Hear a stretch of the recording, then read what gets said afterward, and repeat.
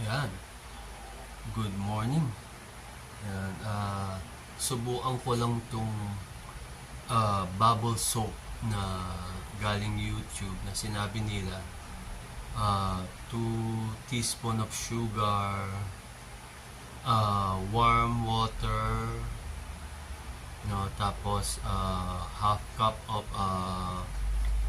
dishwashing soap, then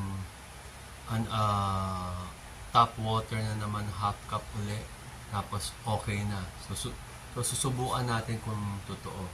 Itetest natin kung totoo ba siya. Tingnan natin. Wala. Maliit.